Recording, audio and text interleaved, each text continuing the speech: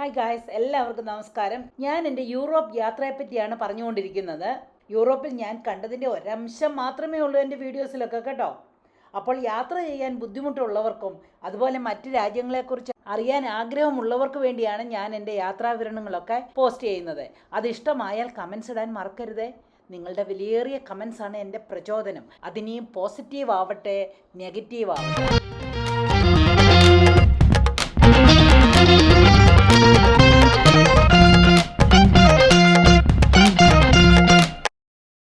എൻ്റെ അമ്മോ, ഈ ഗ്ലാസ് പിരമിഡും ഒബലിക്സ് സ്തൂപവും ഒക്കെ കണ്ട് എൻ്റെ കണ്ണ് തള്ളിപ്പോയെന്നുള്ളതാണ് വാസ്തവം. അതൊക്കെ അവിടെ നിൽക്കട്ടെ. അതിനു മുമ്പ് നമുക്ക് ഒരറ്റത്തുനിന്ന് തുടങ്ങാം.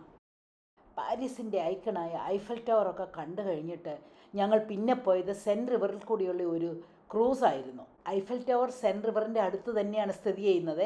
അതുകൊണ്ട് അത് കണ്ടു കഴിഞ്ഞിട്ട് ഉടനെ ക്രൂസിന് പോകാനായിട്ട് നല്ല എളുപ്പമായിരുന്നു.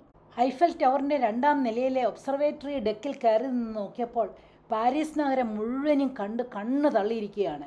അപ്പോൾ സെൻ നദി അങ്ങനെ ഇളം പച്ച നിറത്തിൽ മന്ദമായി ഒഴുകുന്നത് കണ്ടപ്പോൾ അതിൽ കൂടിയുള്ള ഒരു ബോട്ട് യാത്രയ്ക്കും കുതിച്ചു. അപ്പോൾ ഈ ഐഫൽ ടവറിലേക്ക് വരുന്ന വഴിയെക്കുറിച്ചൊക്കെ ഇത്തിരി പറഞ്ഞില്ലെങ്കിൽ അതൊരു ശരിയാകത്തില്ല കേട്ടോ. അങ്ങനെ പാരീസിൻ്റെ വീതികളിലൂടെ ഇങ്ങനെ വരുമ്പോൾ 2 സൈഡിലും ഓഫ് വൈറ്റിൽ പണി കഴിപ്പിച്ചിരിക്കുന്ന ബിൽഡിങ്സ് ഒക്കെ കണ്ടപ്പോൾ മിൽക്ക് ചോക്ലേറ്റ് ലെയറായി അടുക്കി വെച്ചിരിക്കുന്ന പോലെയാണ് എനിക്ക് തോന്നിയത്. ഇല്ലേ, ഓഫ് ലൈറ്റിലുള്ള മിൽക്ക് ചോക്ലേറ്റ് നമ്മൾ കഴിച്ചിട്ടില്ലേ, അതുപോലെയാണ് എനിക്ക് തോന്നിയത്. ഒട്ടുമുക്കാലും ബിൽഡിങ്ങുകളും നിറയെ സ്കൾപ്ചേഴ്സും അതിമനോഹരമായി കൊത്തിവെച്ചിരുന്നു. ഇവിടെയുള്ള കെട്ടിടങ്ങളെല്ലാം തന്നെ എന്ന് പറയാം കൊത്തുപണികൾ കൊണ്ടും ആൾരൂപങ്ങൾ കൊണ്ടും അലങ്കരിതമാണ്. ശരിക്കും പറഞ്ഞാൽ ഇമയടയ്ക്കാനേ തോന്നിയില്ലെന്നുള്ളതാണ്. ഈ സിറ്റി ആണെങ്കിൽ വളരെ ക്ലീനും. അങ്ങനെയാണ് ഞങ്ങൾ ഈ സെൻ നദീതീരത്തെത്തുന്നത്. അങ്ങനെ ഈ ഫ്രഞ്ച് നഗരവീതിയിലൂടെ യാത്ര ചെയ്ത് അതെല്ലാം ആസ്വദിച്ച് ഞങ്ങൾ സെൻ നദീതീരത്തെത്തി. അങ്ങനെ ഞങ്ങൾ ഒരു ഓപ്പൺ ഷിപ്പിൽ സെൻ നദിയിലൂടെ ഒരു ക്രൂസ് നടത്തി. ബോട്ടിൽ ഇരുന്നുകൊണ്ട് നോക്കിയപ്പോഴും ഐഫൽ ടവർ വളരെ സുന്ദരിയായി തല ഉയർത്തിപ്പിടിച്ച് നിൽക്കുന്നത് കാണാൻ നല്ല രസമായിരുന്നു കേട്ടോ. ഈ സെൻ റിവർ പാരീസ് നഗരമധ്യത്തിൽ കൂടെ പോകുന്നതിനാൽ നമ്മൾക്ക് പാരീസിലെ പ്രമുഖ ബിൽഡിങ്സ് ഒക്കെ ഈ ബോട്ട് യാത്രയിൽ നല്ല പോലെ കാണാൻ സാധിക്കും. ഈ കാണുന്നതാണ് പോണ്ട് അലക്സാണ്ടർ 3 ബ്രിഡ്ജ്. അതീവ സുന്ദരമായ ഡിസൈനുകളാണ് ആ ബ്രിഡ്ജിൻ്റെ 2 എൻഡിലും ഉള്ളത്. ഇതൊക്കെ നമ്മുടെ ലൈഫിലൊന്ന് കാണേണ്ടത് തന്നെയാണ്. പണ്ടത്തെ ശില്പികളുടെ കലാവിരുതൊക്കെ അവർണ്ണനീയമാണ്. ശരിക്കും ബ്രാസിലുള്ള ആ ശില്പങ്ങൾ കണ്ടാൽ സ്വർണ്ണമാണെന്നേ തോന്നത്തുള്ളൂ. അതുപോലെ തന്നെ ലുവർ മ്യൂസിയവും പോകുന്ന വഴി കാണാം. ഫ്രാൻസിൽ എങ്ങോട്ട് നോക്കിയാലും ഡോംസ് ഉള്ള കൂറ്റൻ ബിൽഡിങ്ങുകളും ചർച്ചസും ഒക്കെ കാണാം. ഈ സെൻ നദിയിലൂടെ പോകുമ്പോൾ ധാരാളം ബ്രിഡ്ജസ് കാണാം. ആ ബ്രിഡ്ജുകളുടെ ഷേപ്സും ആർച്ചസും ഒക്കെ കമനീയമാണ്. ഈ കാണുന്നതാണ് നെപ്പോളിയൻ ബോണപ്പാർട്ടിന്റെ ഭൗതിക ശരീരം വെച്ചിരിക്കുന്ന ടൂം. 1840 പണി തുടങ്ങിയെങ്കിലും ഈ ടൂം പണി തീർന്നത് 1861. എന്തോ ഒരു മനോഹരമായിട്ടാണെന്നുള്ള ഓർക്കണം. ഞങ്ങൾ അതിനകത്തൊന്നും പോയില്ല, പോകുന്ന വഴി കണ്ടതേ ഉള്ളൂ. അങ്ങനെ ഈ കാണുന്ന ഓരോ കെട്ടിടത്തിനും 1000 കഥകൾ വീതം പറയാനുണ്ട്. നമ്മൾക്കതൊന്നും അറിഞ്ഞില്ലെങ്കിൽ തന്നെയും ഈ തുറന്ന ബോട്ടിൽ ഇളം കാറ്റിൽ 2 സൈഡിലോട്ട് നോക്കി എത്ര നേരം വേണമെങ്കിലും യാത്ര ചെയ്യാം. അത്രയ്ക്ക് നയനാനന്ദകരമായ കെട്ടിട സമാഹാരങ്ങളാണ് സെൻ നദികളുടെ 2 കരയിലും ഉള്ളത്. അതുപോലെ തന്നെ ഈ ശാന്തസുന്ദരമായിട്ടുള്ള ഈ നദിയിലൂടെ ഇങ്ങനെ അങ്ങ് യാത്ര ചെയ്യുമ്പോൾ എന്തുമാത്രം ബ്രിഡ്ജസ് ആണെന്നറിയാമോ. ആ ആർച്ചസിൻ്റെയൊക്കെ കീഴേ കൂടെ ബോട്ടിലൂടെ യാത്ര ചെയ്യാനൊക്കെ നല്ലൊരു രസമായിരുന്നു കേട്ടോ.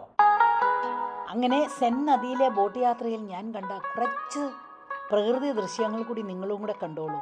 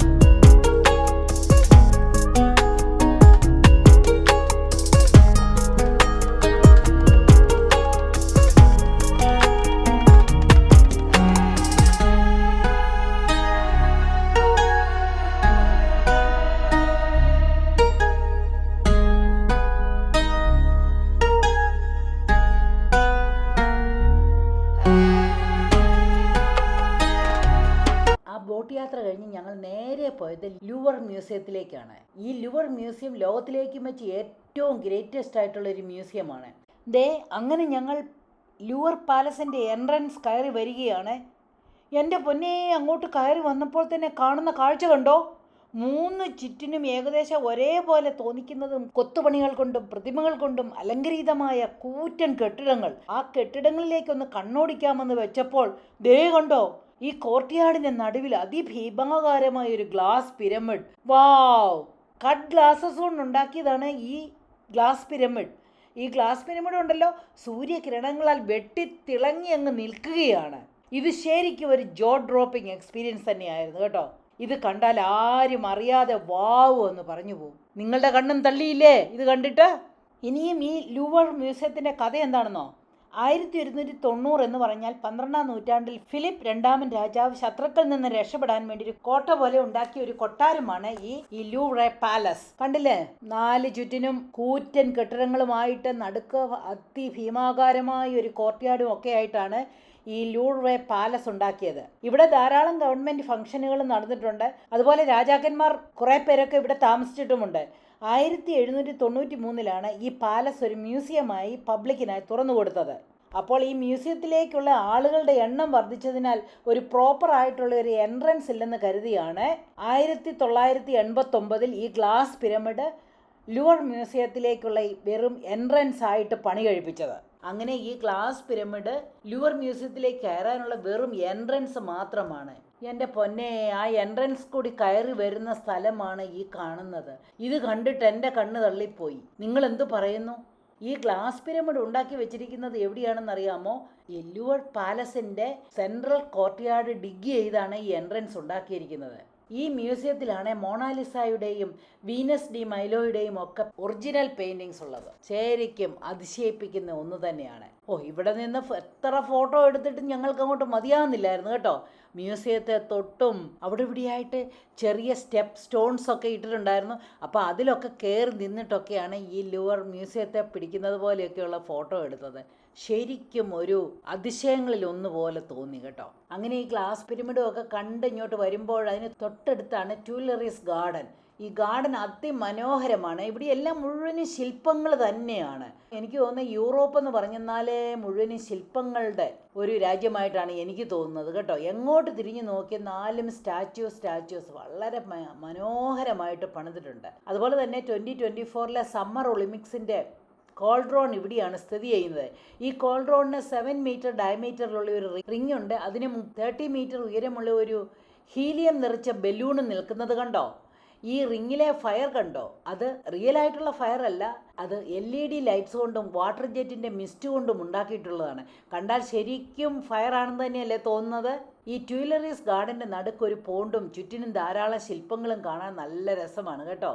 അപ്പം ഞാൻ പറഞ്ഞ പോലെ തന്നെ പാരീസ് ഒരു പ്രതിമകളുടെ നാടാണെന്ന് തന്നെ വിശേഷിപ്പിക്കുക. അത് ആക്ച്വലി പാരീസ് അല്ല, ടോട്ടൽ യൂറോപ്പിൽ പ്രതിമകളുടെ നാട് തന്നെയാണ്. എൻ്റെ പൊന്നെ, അത് കഴിഞ്ഞ് ഇങ്ങോട്ട് വരുമ്പം ഈ സ്ക്വയറിൻ്റെ മധ്യഭാഗത്ത് നിൽക്കുന്നതാണ് ലക്സോർ ഒബിലിക്സ് എന്ന സ്തൂപം. ഈ ഒബിലിക്സ് സ്തൂപം ഈജിപ്തിൽ നിന്ന് നേരിട്ട് കൊണ്ടുവന്നാണ്. അതിനൊരുപാട് കഥയൊക്കെ ഉണ്ട് കേട്ടോ. അതെല്ലാം പറഞ്ഞു കഴിഞ്ഞാൽ ഒന്നൊന്നും തീരത്തില്ല. ഇത് BC 13-ാം നൂറ്റാണ്ടിൽ നിർമ്മിച്ചതാണെന്ന് ഓർക്കണം. ഇത് ലോകത്തിലെ ഏറ്റവും വലിയ സൂര്യഘടികാരം കൂടിയാണ്. ഈ സ്തൂപത്തിൻ്റെ നിഴൽ ഉപയോഗിച്ച് സമയം സൂചിപ്പിക്കുന്നുണ്ട്. പണ്ടൊക്കെ ഇവർ സമയം എന്താണെന്ന് അറിയാനായിട്ട് ഈ സ്തൂപത്തിൻ്റെ നിഴൽ നോക്കിയാണ് പറഞ്ഞിരുന്നത്. ഈ ഗാർഡനിൽ നല്ലൊരു പാർക്കുമുണ്ട് കേട്ടോ. ധാരാളം വൃക്ഷങ്ങളൊക്കെയുള്ള പാർക്കുമുണ്ട്. ഞങ്ങൾ ഫ്രണ്ട്സ് എല്ലാം കൂടെ ഇവിടെ നിന്ന് ഒരു ട്രെയിനിങ് കളിച്ചു കേട്ടോ. എൻ്റെ പൊന്നെ, ഇത്രയൊന്നും അല്ല, ഇനി ഒരുപാട് കാഴ്ചകൾ പാരീസിലുണ്ട്. ഇത്രയും കേട്ടപ്പോൾ തന്നെ നിങ്ങളുടെ കണ്ണ് തള്ളിയില്ലേ? മോർ എക്സൈറ്റിംഗ് കാഴ്ചകൾക്കായി കാത്തിരിക്കൂ.